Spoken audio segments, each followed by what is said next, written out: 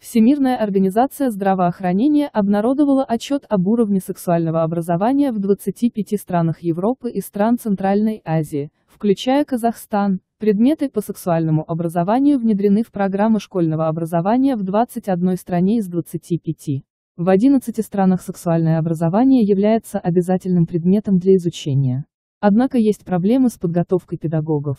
В 8 странах есть определенный уровень противодействия, а в 12 странах уровень оппозиции против сексуального образования считается серьезным. В отчете отмечается, что в Казахстане внедряется ряд законов и стратегий, предполагающих защиту прав граждан на репродуктивное здоровье. Предмет по сексуальному образованию не внедрен в Республику Казахстан в школьную программу, однако преподают курс по валеологии, покрывающий ряд вопросов, связанных с сексуальным образованием и репродуктивным здоровьем.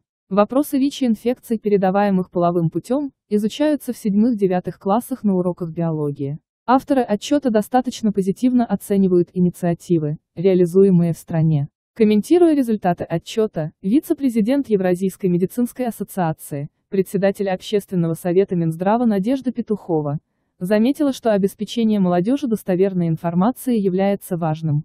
Эксперт считает, что образование по вопросам планирования семьи должно учитывать особые потребности подростков и молодежи и быть доступно всем молодым людям. По мнению эксперта, правильное сексуальное образование, информированность и грамотное использование контрацепции позволит предупредить нежелательную беременность и заражение инфекциями.